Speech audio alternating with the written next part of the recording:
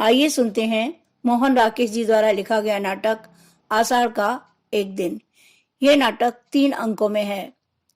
इस नाटक के नायक संस्कृत के महान कवि कालिदास हैं।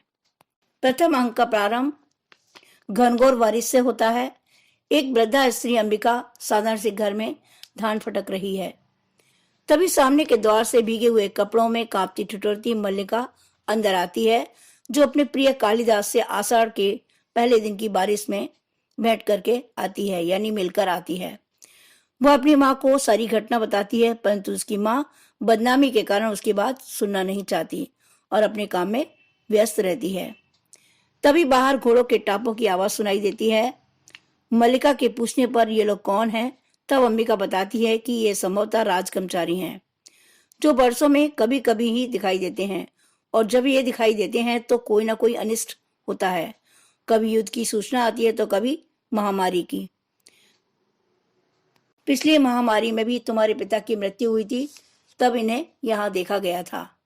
अंबिका को मल्लिका के विवाह की चिंता है, इसलिए उसने अग्निमित्र के द्वारा मल्लिका के विवाह का प्रस्ताव कहीं भेजा था, परंतु मल्लिका के चरित्र पर संदेह होने के कारण वे लोग इस विवाह के लिए तैयार नहीं हैं।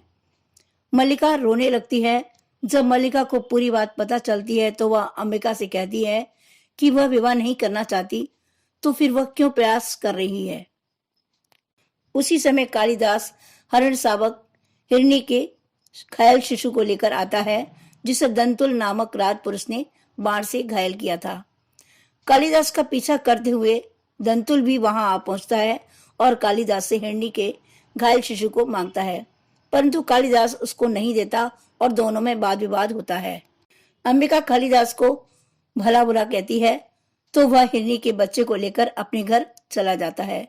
दंतुल भी उसका पीछा करना चाहता है, परंतु मल्लिका के शब्दों ने उसे यह पता चलता है कि कालिदास को उज्जैनी के सम्राट ने राजकवि के रूप में प्रतिष्ठित करने को बुलाया है।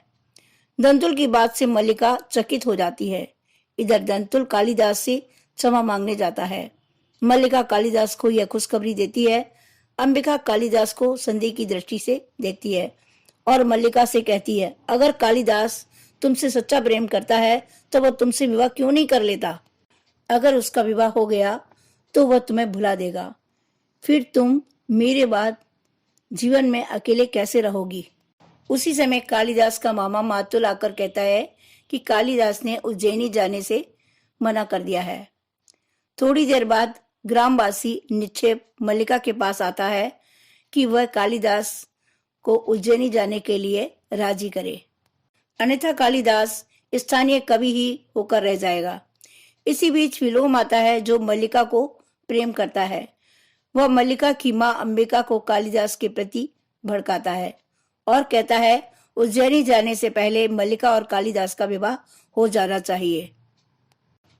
तभी कालिदास मल्लिका के पास आता है।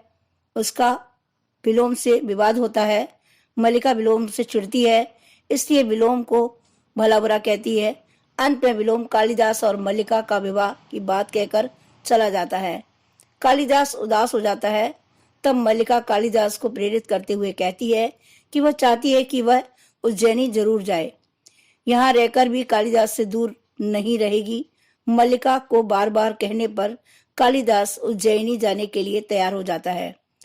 कालिदास के जाने के बाद मल्लिका रोने लगती है। माँ अंबिका उसको तसल्ली देती है और मल्लिका सिसकियां दबाकर कहती है कि माँ, ये सुख के आंसू हैं, दुख के नहीं। बादल गरजते हैं और वर्षा तेज होती है। प्रथम अंक यहीं समाप्त होता है।